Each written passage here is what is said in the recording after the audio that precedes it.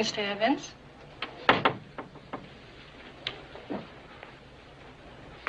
Monday morning is never good. Anything important? David Norliss on 3. Ah. Hello, David. Been a while. How's the book coming? Sanford, I've got to talk to you. Yeah, I know. You want to tell me that it's only half written and we're going to have to delay our... Half written, hell, I don't have a word on paper. It's been almost a year. I know how long it's been, Sanford. But I can't write it. I'm afraid to write it. You're not making sense. We gave you a sizable advance to write a book debunking the supernatural, which was your idea, not ours. And now you tell me, a year later, you haven't even started it. I'm into the book. Deep into it. But, it's on tapes. A series of tapes. When you hear them, you'll understand. What will I understand? How far I've gone. How dangerous this whole thing is. Sanford, I have to talk to you. David, you sound very strange. You all right? David, are you all right? Yeah. Okay. Okay, well, what about the carnelian room for lunch tomorrow? It's no good. I have to see you now. Monday, Dave. You know what Monday's all right. Why not tomorrow? Tomorrow might be too late.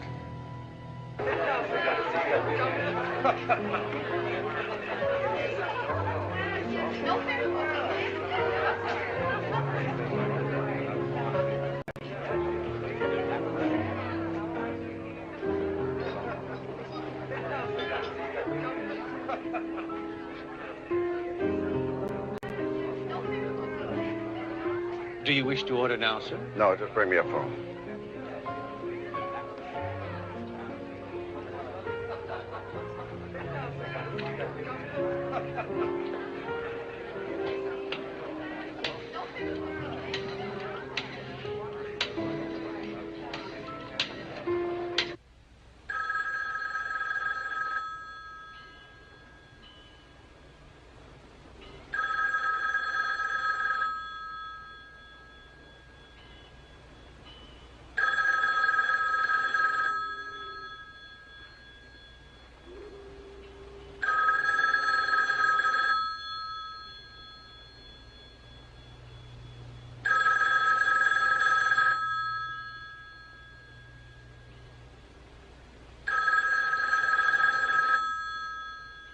That was a week ago. He never showed for lunch, never phoned to explain why, and I haven't been able to contact him since. You should be used to eccentric writers by now, and in my opinion, David Norliss is just a bit more eccentric than most. Well, I'll never get over this view. There is something wrong. I wish you'd check this thing out. Find out where he is. Sanford, I'm his lawyer, not his nursemaid. Please. All right, I'll look into it. I still say you're making too much of a broken lunch date.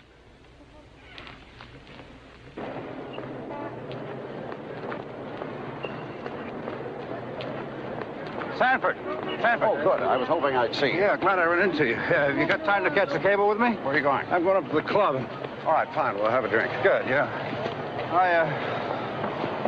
Been terribly worried. I tried to phone you earlier. Well, I was in a publisher's meeting. Tied up the whole bloody afternoon. Sanford, I'm sorry. I didn't take you very seriously in the meeting the other day. Well, I just thought you were making much too much of it. I hope you have something. What'd you find out? Nobody knows where David is. Nobody's seen him. He's just gone. Are you sure? We checked every possible source. Everything conceivable. It seems incredible.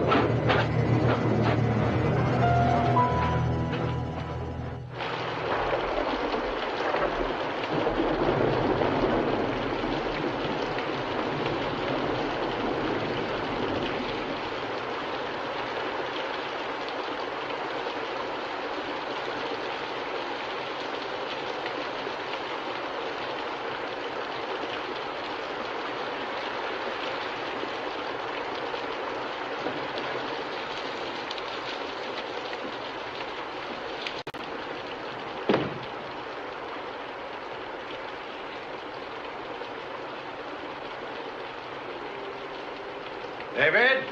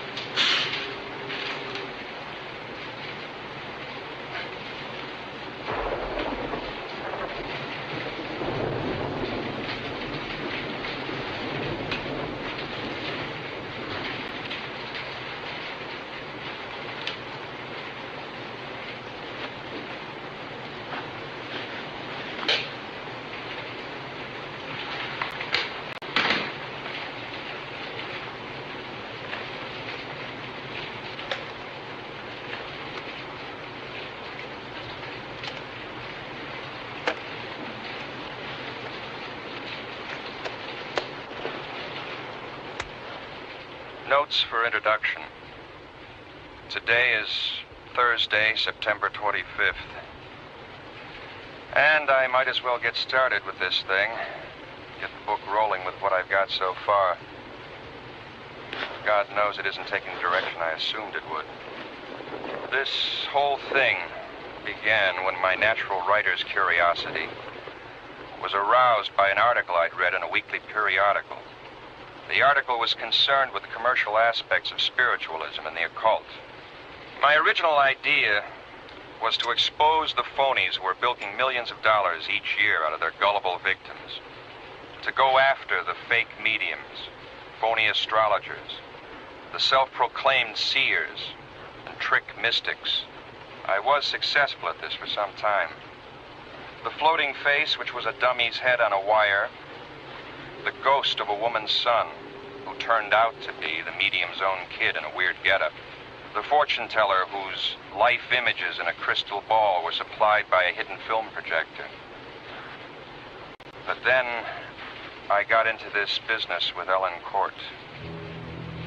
I'd better try to get this down exactly the way it happened.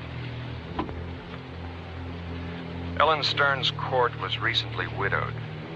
Her late husband, James Raymond Court, was a successful sculptor from a well-to-do family. He worked from a studio on the grounds of his estate in Carmel. When he married, he brought Ellen there to live. The night before she came to see me, she had undergone a very bizarre and frightening experience. Shortly after midnight, she was awakened from a sound sleep by the barking of her dog, Raleigh.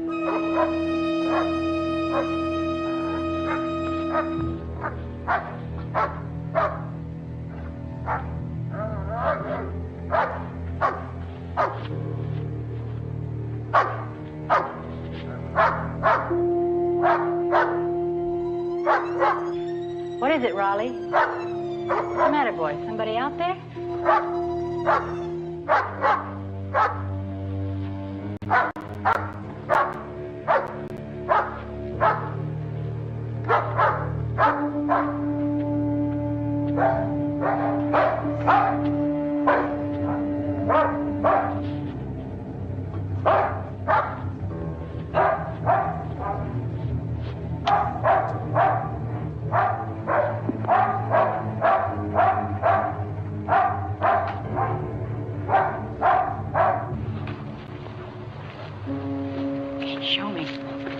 Show me what you want.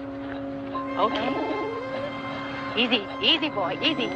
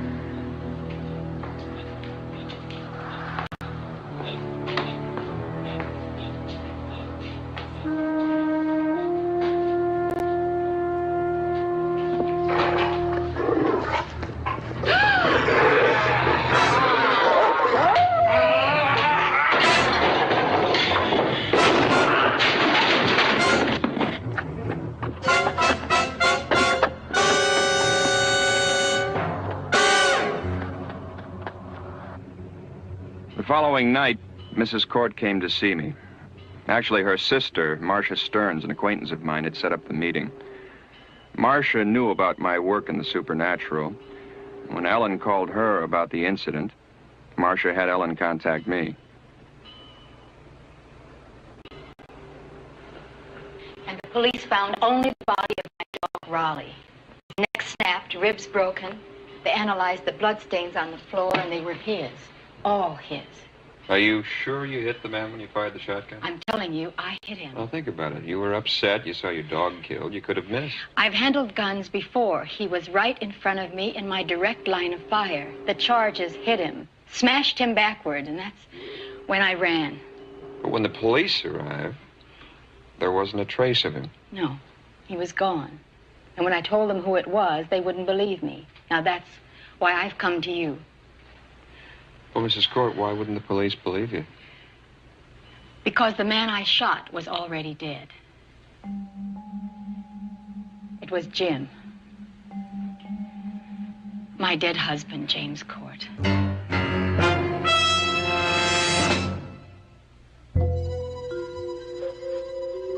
Ellen Court seemed convinced that she had encountered the risen form of her recently entombed husband.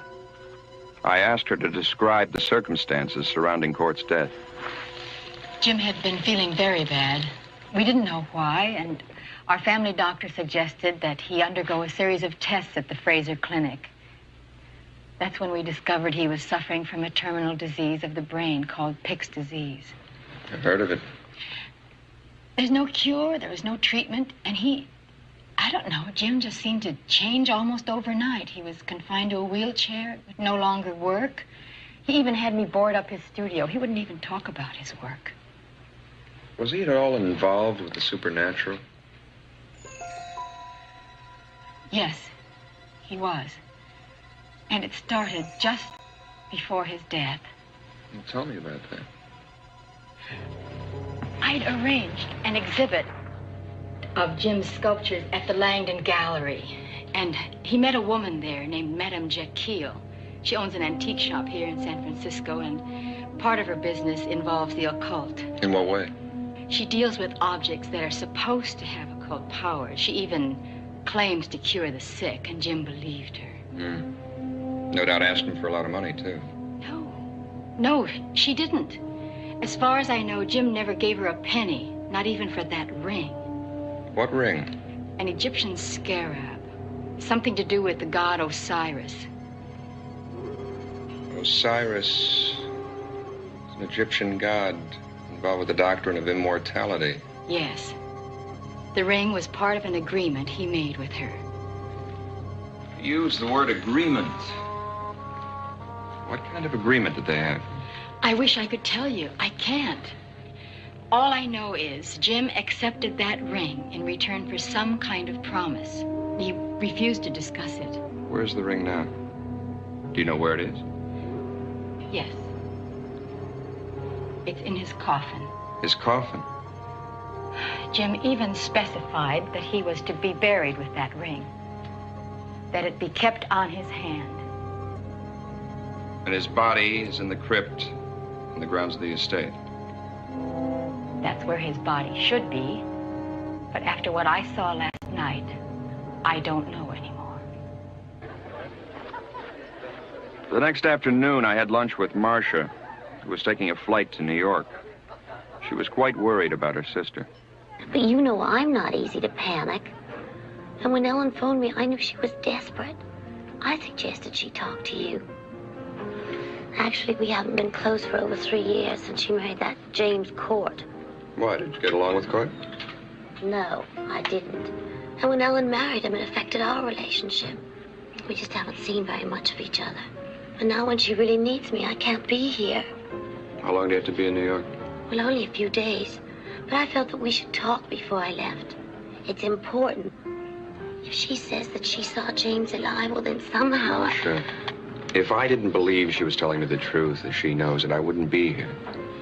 I know, but it's just all so fantastic. I mean, how could such a thing be possible? I don't know. But we're certainly going to try to find out.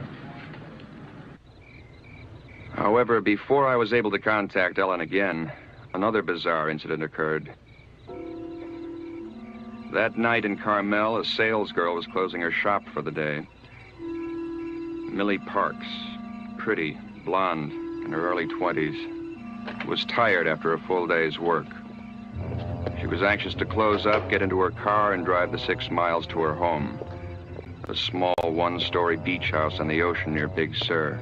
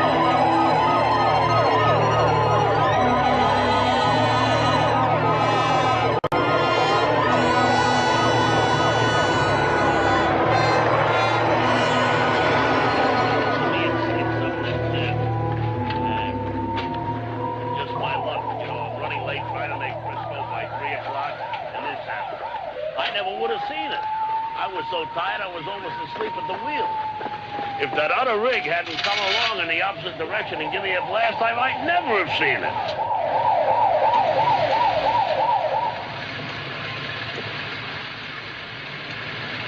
It's unbelievable. Sheriff, huh? I suppose you'll want to talk to me about it. No? All right.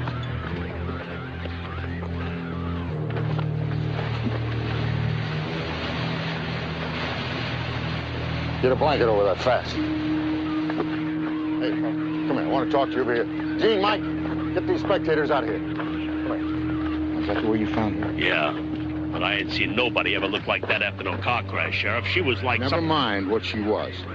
You just keep shut on that part of it. Anybody ask you, you just found her dead in the car. Sheriff, nobody looked like that. I just got through telling you, I don't want any more talk about this at all. Now, is that clear? Yeah, it's clear, but let me ask you something.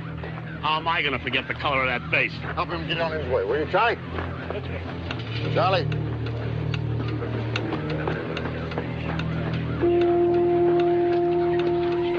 I'm putting a lid on this one. Nobody talks to anybody about the condition of the deceased. Give me the mic. Sheriff Hartley, we have a 946. Let me talk to the coroner.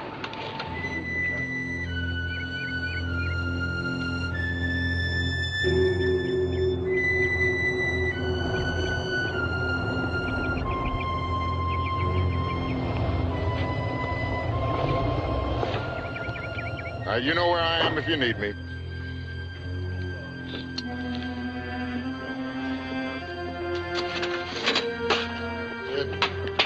Oh, can't you ever be on time? What are you looking so sour about?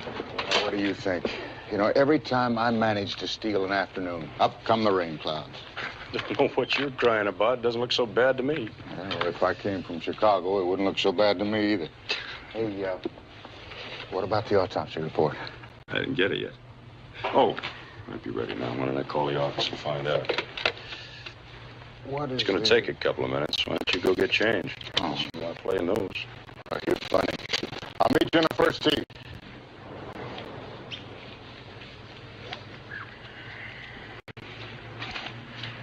What'd you get, Sid? Extraordinary case. I've never heard of anything like this in my life. Even when I was a lab assistant in Chicago, we never had a mind case Chicago. like this. What about this girl? The cause of death was strangulation. But from the depth of the indentation marks in her neck, it seems that the murderer must have possessed exceptional strength. Okay, now, I know she was strangled. What I want to find out is what else was done to her.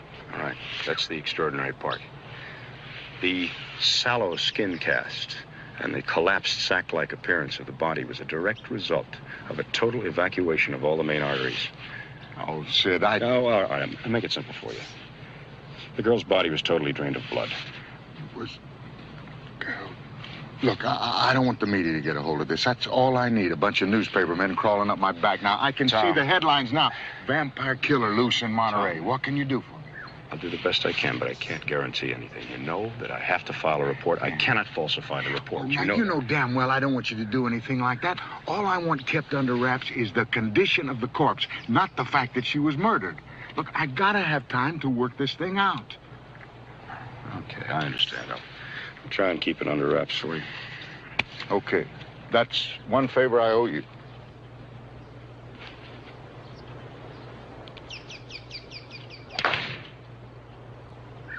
From the looks of that one, I'm going to have to take 2 shots aside for Sid, now you know the only people who give shots are doctors. Tee it up.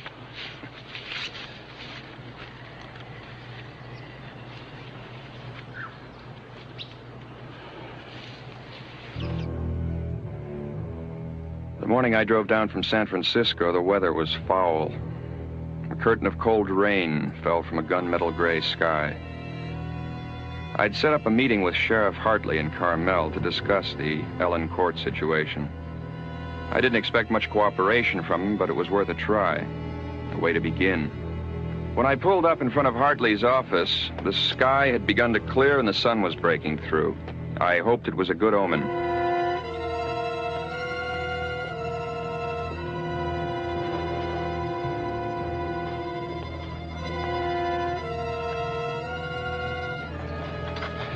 Mr. Norliss, at the risk of seeming inhospitable, I just don't understand why any of this would interest a man who spends his time, well, chasing ghosts. I'm sure you find this all very amusing, Sheriff. Mrs. Court swears her husband is alive. She asked me to help her. I agreed to. What do you want from me? Any information that ties in with the man she shot in her husband's studio. Shot at. It's plain she missed him. Nobody can take a shotgun charge and keep walking. Look, she saw an intruder, she went panic. He could have been anybody, some bum looking to spend the night indoors. It gets cold out here in these woods at night. Now, I'll bet you that right now your ghost has hopped a freight and is halfway to Chicago. As for information, I don't have any to give. What about that girl who was murdered in her car the other night? What's her name? Millie Parks? Well, what about her? Well, I stopped in town before I came here and heard a few people talking about it. Well, it's like they say. Read all about it in your daily newspaper. I have. Somebody hid in the car, strangled her, the car hit a tree. Now, that's all there is to it. Mm-hmm. Are you sure that's all there is to it? Mr. Norliss, now, are you saying there's some connection between that dead girl and Mrs. Court's ghost? I'm not saying anything. I'm just asking questions. That's what I get paid for.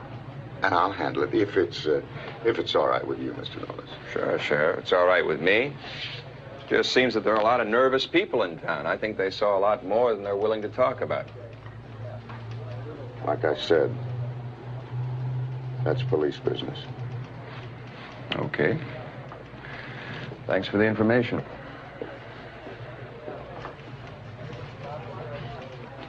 Think maybe he's onto something? Onto what?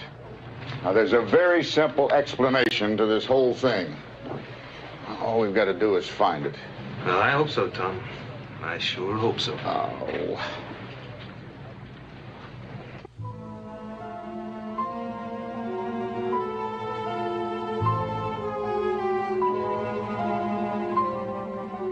As I headed for the Court estate along the 17-mile drive, Acres of lush cypress and tall pine loomed over me. The ocean below bellowed and roared, smashing into the coastline, spilling white foam along the sand. There's no doubt this rugged peninsula country could give the French Riviera tough competition. But on this afternoon, my mind really wasn't on the scenery. I kept thinking about the girl who had been murdered the night before, trying to tie what I knew about her into the story Ellen had told me. I had a gut hunch the two were connected. How, I didn't know. I was going to have to try and find out.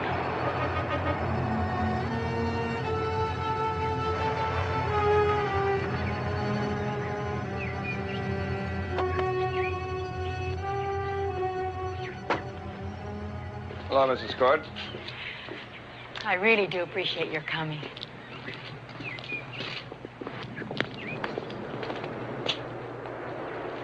It's really a beautiful place.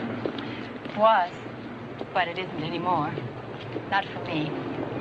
I let the servants go after Jim's death, and now I'm trying to sell the estate. Would you like some coffee? Sure. So you mean to tell me you're out here all alone? I had Mrs. Harrison with me until today. She'd been with the family for years, so I kept her on to look after the place, but that girl's murder frightened her. She turned in her notice this morning. Said she wouldn't stay this far out of town after dark. Well, she makes sense. I think it'd be a good idea if you went back to the town with me tonight and stayed at the inn. Yeah, I guess maybe you're right. I didn't sleep a wink last night. Every time the house creaked, my skin crawled. Kept imagining I heard noises from the woods. Think we could take a look at your husband's studio? Sure, I'll get the keys.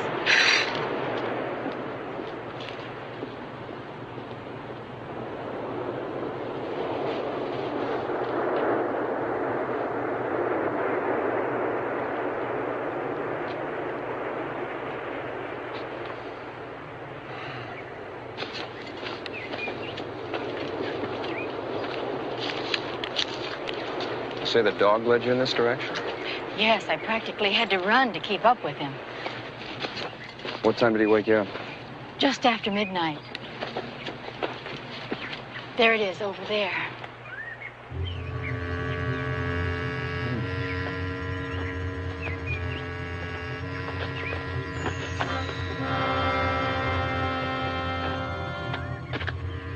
Jim loved this place.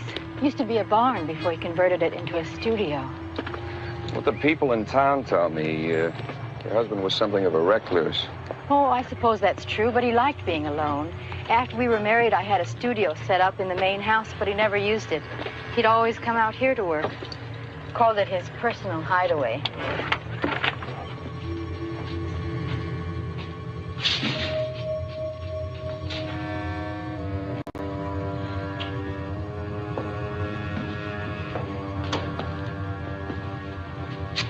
Is this from the dog? Yes, all of it. He killed Raleigh as easily as you'd smash a fly, and he was a German shepherd, a very powerful animal. You say you had to unlock the door to get in. That's right. The question is, how did he get inside? Is this the corner he came from? Yes. He was standing right here. I'll never forget his eyes. They were horrible, wild, staring at me. How long has it been since you've been out here? I haven't been here since Jim died.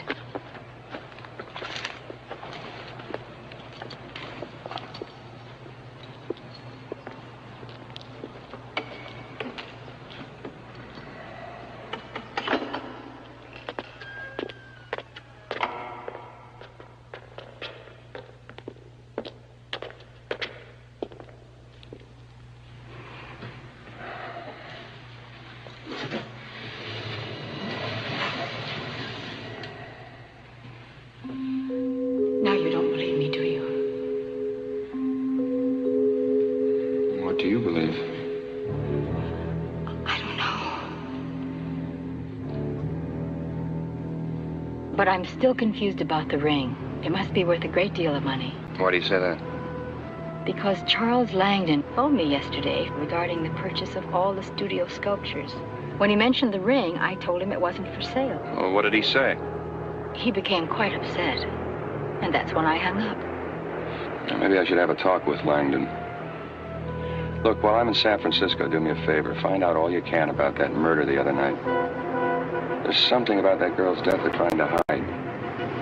Well, then you think there's a connection between what happened to me and the Parks girl? I don't know. That's what I want to find out. I'll call you tonight.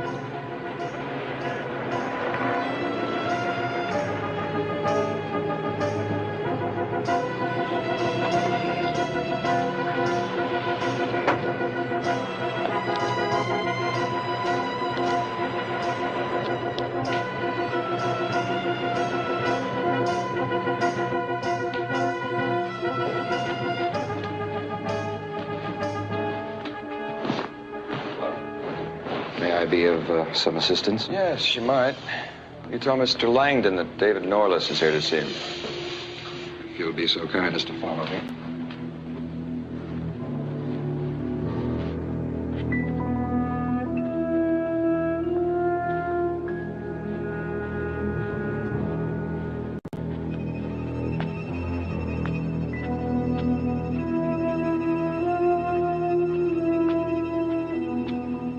Mr. Langdon, a Mr. Norliss to see you. May I help you? David Norliss. Oh, I know you. I enjoyed one of your books very much. Really? Which one? I have a terrible memory for titles. It dealt with undersea life, and I believe it was off the coast of Yugoslavia. The Man Below. Yes. I'm glad you liked it. I did. You're the only one who read it. Come. May I show you something here? No, thank you. I would like to ask you some questions. Regarding your association with James Raymond Court. Oh? You see, I'm looking into his death. Looking into? In what capacity? There's a private investigator working for Mrs. Court.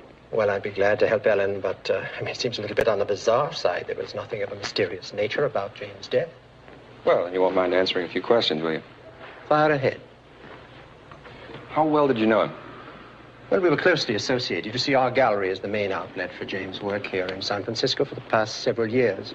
I've placed a great number of his works with collectors, and I've arranged for a few special commissions, things of that sort. Mm-hmm. Well, how much do you know about the occult, Mr. Langdon? Very little, actually.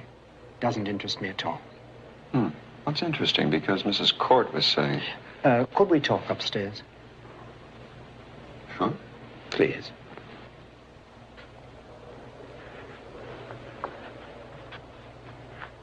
You see, I somehow got the impression that you were responsible for Mr. Court's fascination with the supernatural. No, it was simply a manifestation of his disease.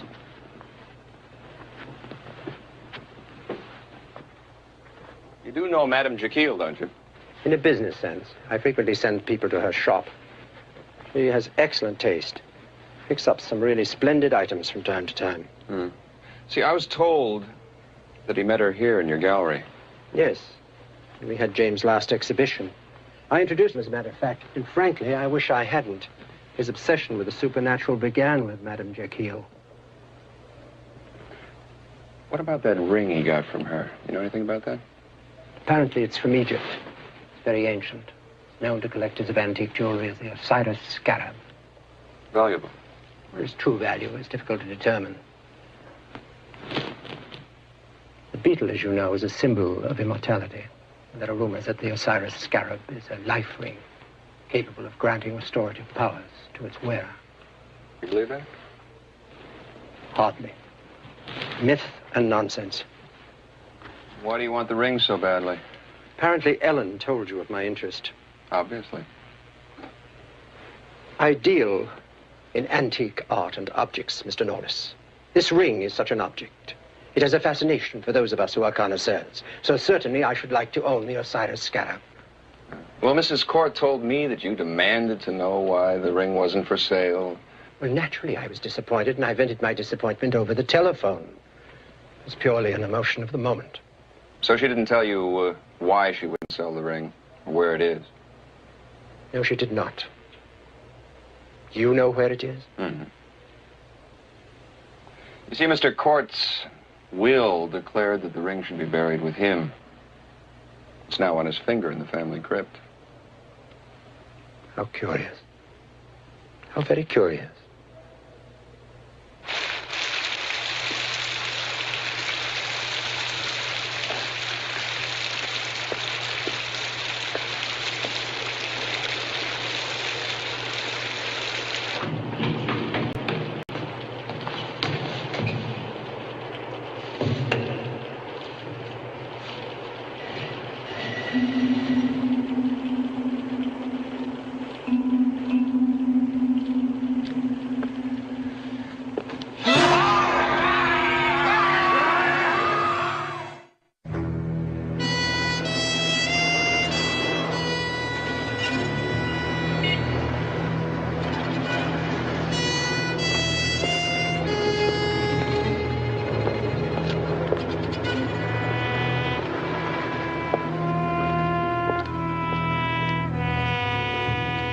Agreement with Mr. Court.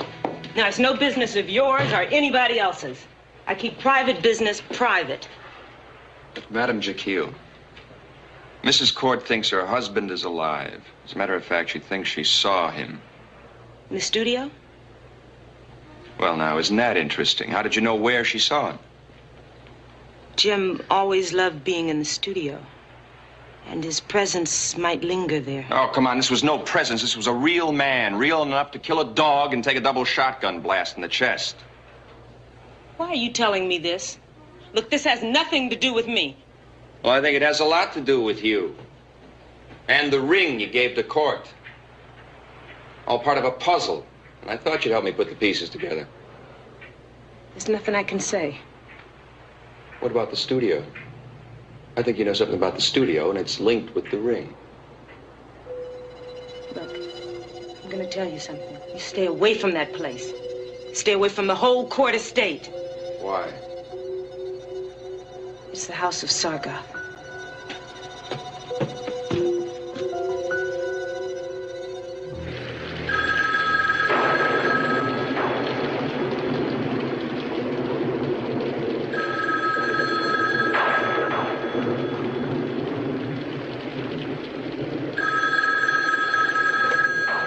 Hello? Helen, it's David. How are you? Okay, but it sure is raining here. Listen, I think I'm onto something. I saw Madame Jekyll. She wasn't too talkative, but she did make a slip in reference to James' studio. I think this whole thing ties into the studio. I'm going to be down there in about an hour. I'll pick you up at 11:30. Well, where are we going? Back to the studio. Now, you're familiar with it. I'm not. I wouldn't know what to look for, but I'm convinced something's there. Will you go with me? I'll be ready. Okay.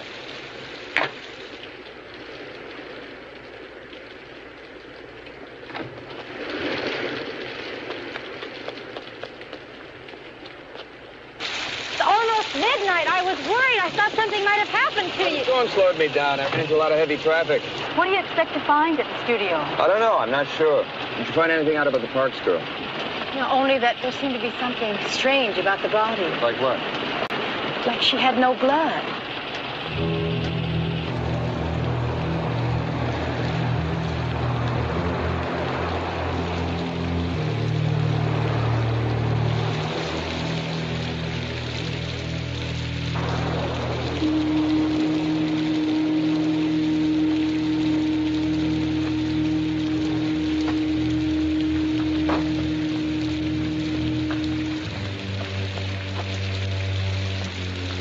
They're over here.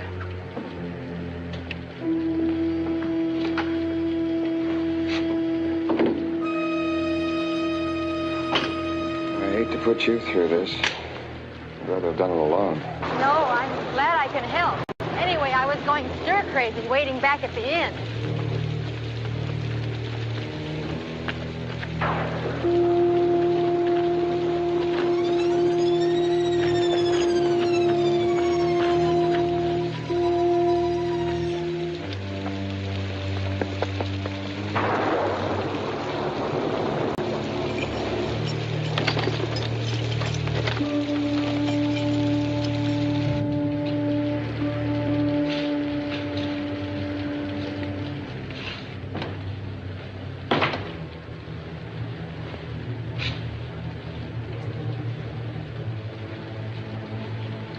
wish I knew what to look for. Anything odd or abnormal.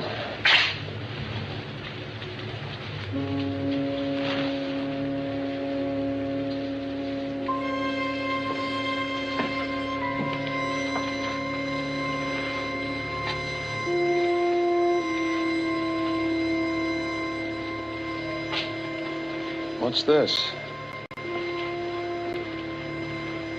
I don't know. I've never seen it before. I wasn't here the other day. I know. You sure he didn't start this just before he died? No. This isn't his. It's not like his work. Look at the face.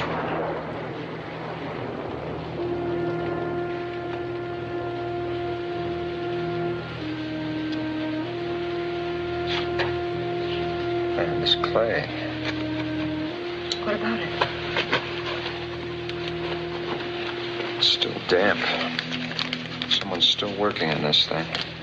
But that's impossible. How could that be?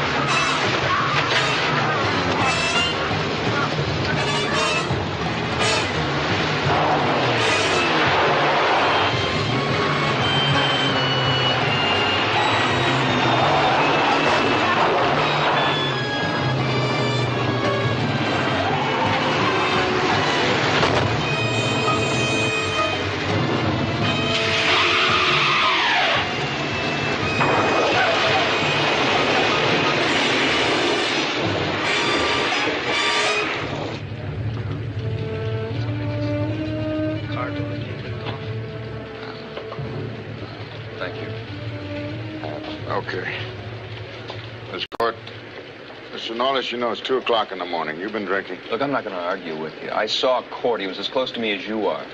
Another one of your ghosts? A ghost doesn't rip off a car door. Take a look out the window.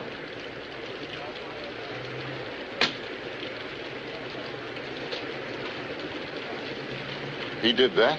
He did that. Mrs. Court, are you all right?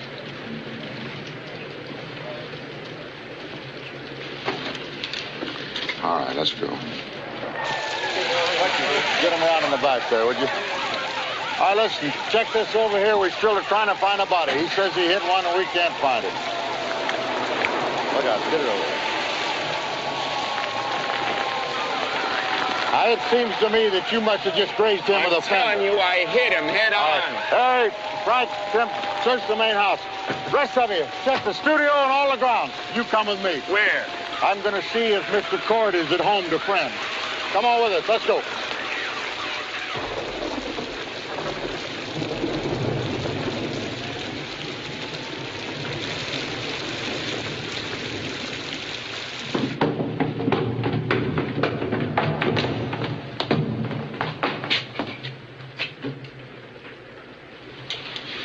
Someone's taken the body. Did you hear what I said? That's all there is to it. Somebody's taken the body. Well, Hartley, what more do you need? Now you look, Mr. Norliss.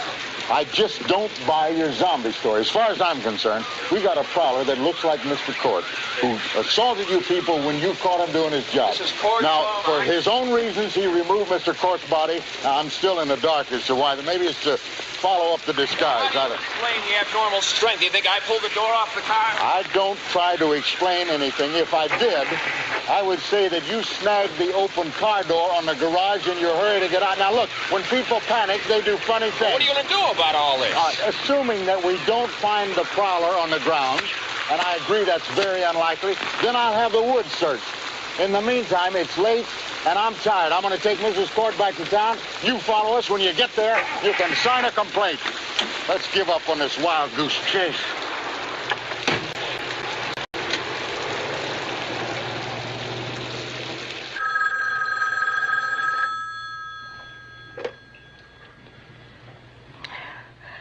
Who is this? It's David. You all right? Oh, I suppose so. They gave me a sedative. What time is it? It's afternoon. 2 o'clock. Where are you? I'm at home. I'm trying to reach Charles Langdon. Has he called you? No. No one's called. And that sheriff still won't believe me. Thinks we're both crazy. Did you show him the sculpture we found? No.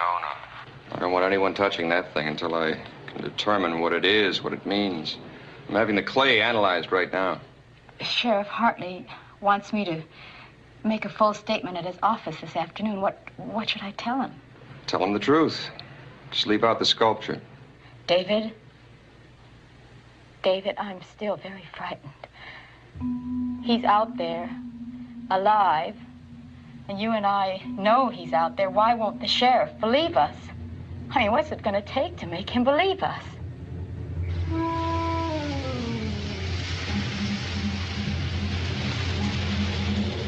That night, Ellen's sister, Marcia, drove down from San Francisco. She had returned from her trip to New York earlier than expected. And unfortunately, when she tried to reach me, I was out. It was after midnight when she pulled into the deserted court estate.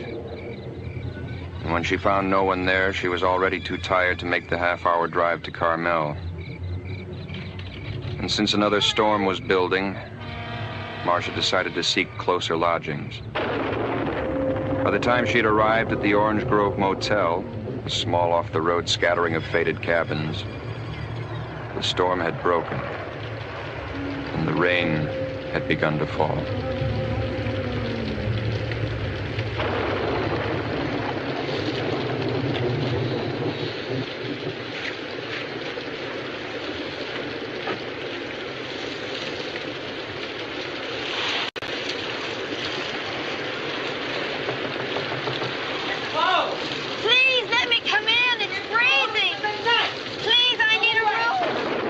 Will you tell her we're closed?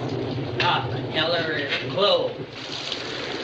Now look, lady, it's like I said.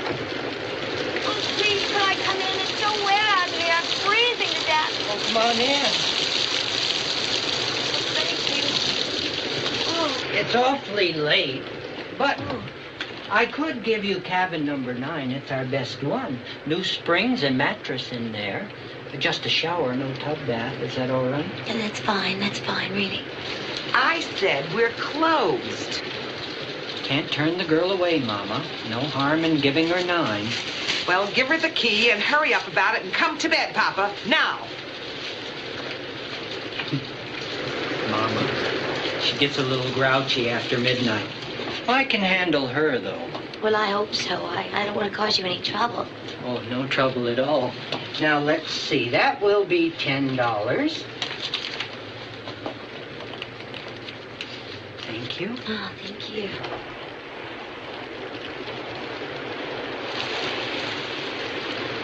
Can I help you with your things? No, thank you. I can manage. Pleasant dreams.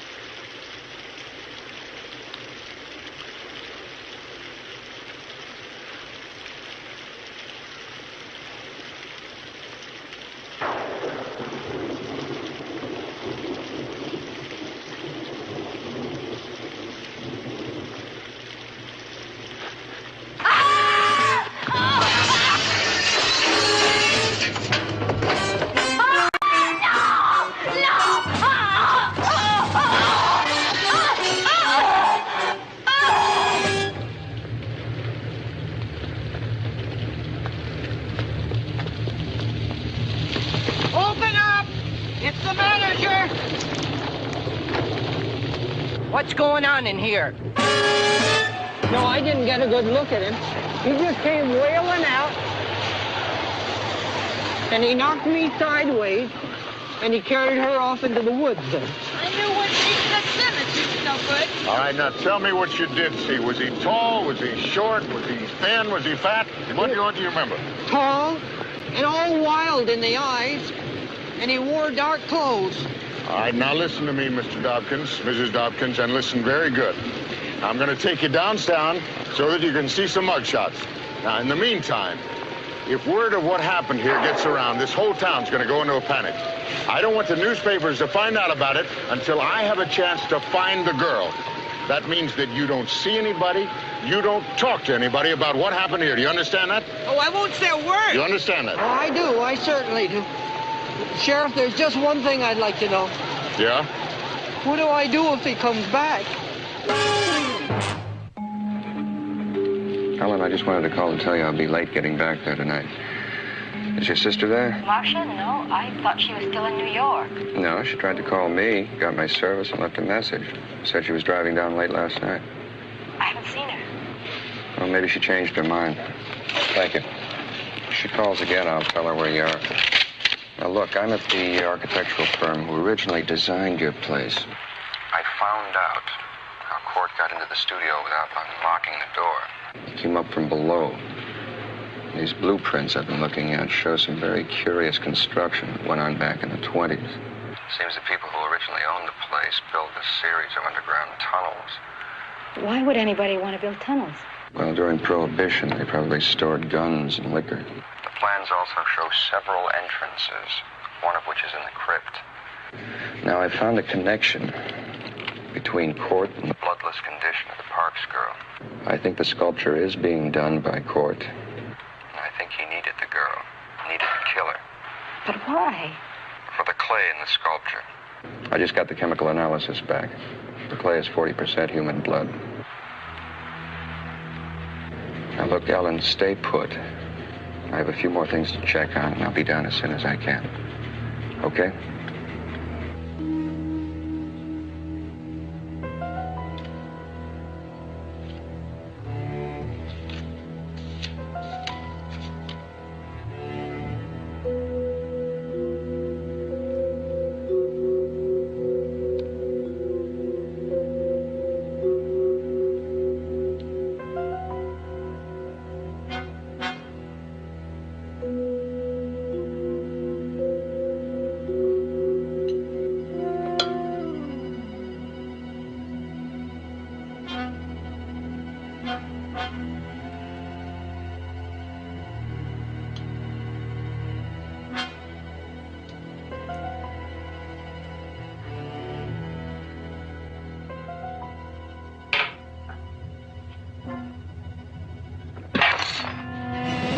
I've got to talk to you.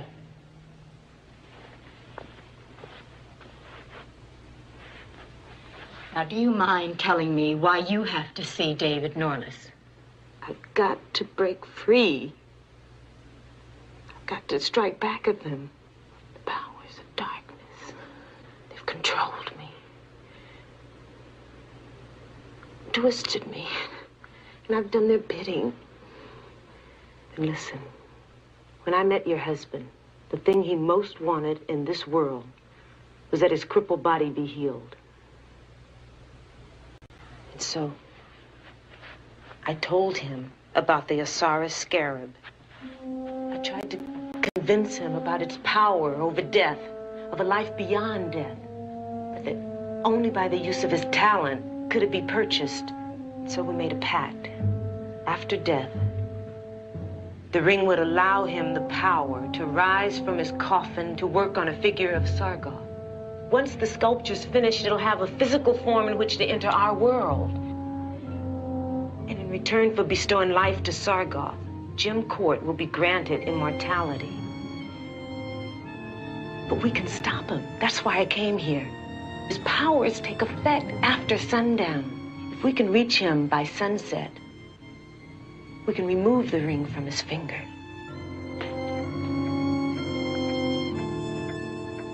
Mr. Norliss, I have a message for you, sir.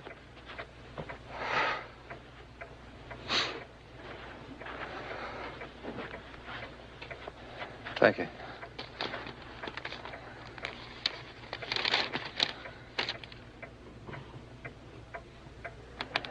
When did Mrs. Court leave? 15 or 20 minutes ago, I guess. She and the other lady, they left in a big hurry. Yeah, how long before it gets dark here? About a half hour, I guess.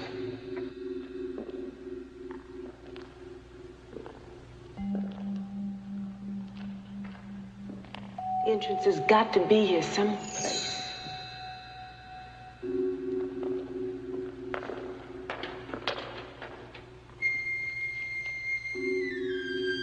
Over here, I think I found it.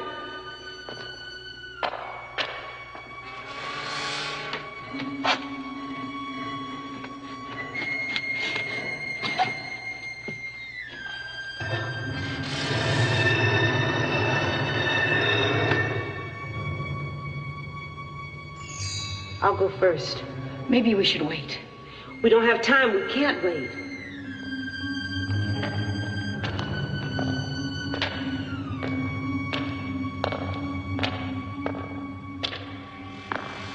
This way. How do we know which one to take? We don't.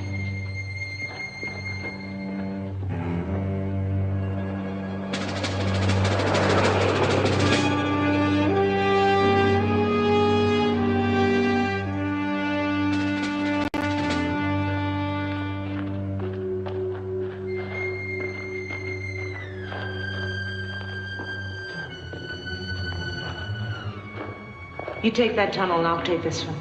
What if I find his body? Then you remove the ring. Well, let's go.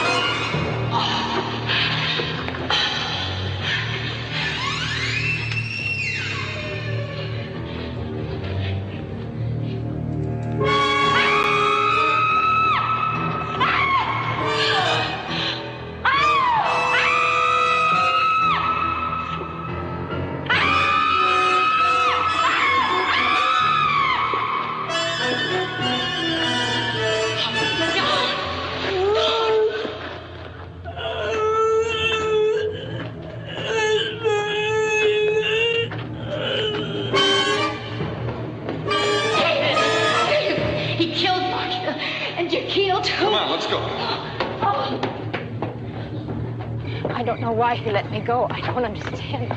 But it's no use. Nothing's any use. Can you get it open?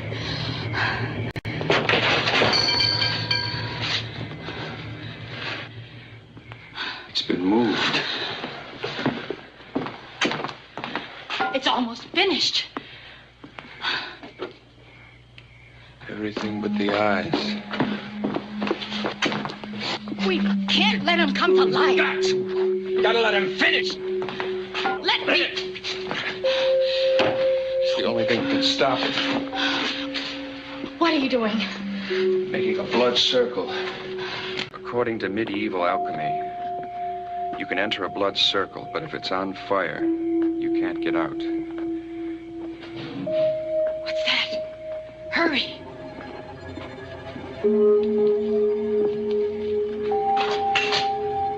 Quick, quick.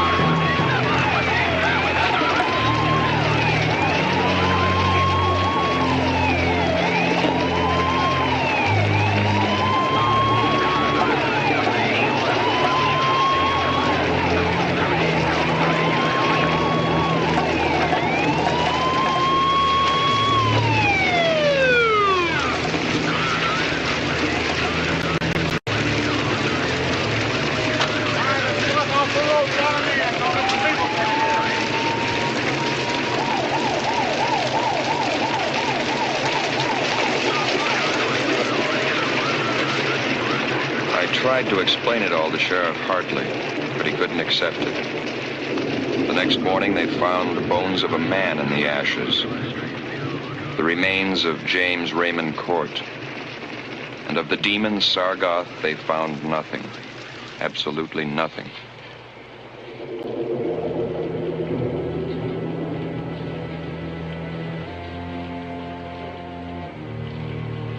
Sargoth. Strange name.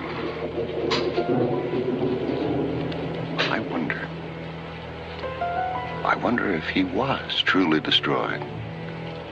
Or could he be the key to David's disappearance?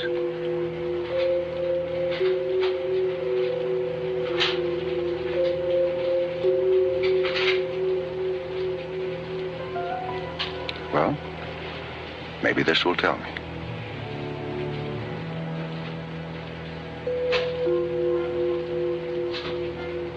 Chapter 2, December 4th. It was a rainy afternoon when I received the letter.